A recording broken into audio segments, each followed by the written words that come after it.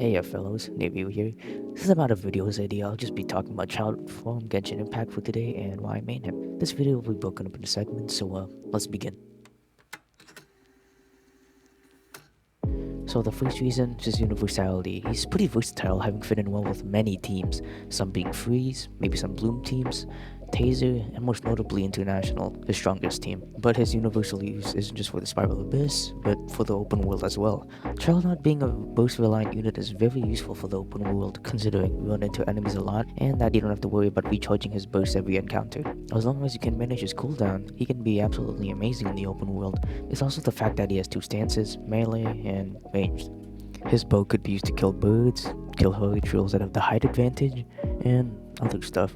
Also, the fact that he's a Hydra user, one of the most versatile elements, is very helpful.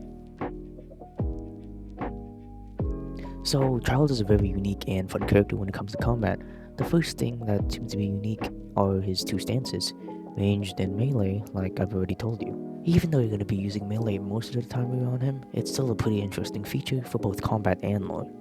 On top of that, he has two separate bursts, one being a spear and one being a bow, depending on your current stance, each doing different things. Anyway, he does a shit ton of damage. Just check this out. No time to lose. Brace yourself. This is gonna hurt. This is gonna hurt.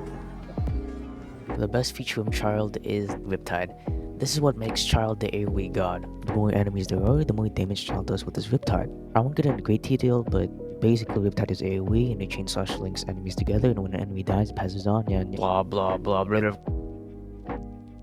So his lore is pretty cool from what I've gathered reading story stuff in his character page. He's the 11th Victory Harbinger who's had it pretty rough. When he was at a young age, he fell into the abyss and yeah, then he became a badass and that's what I recall. I don't know much about the lore.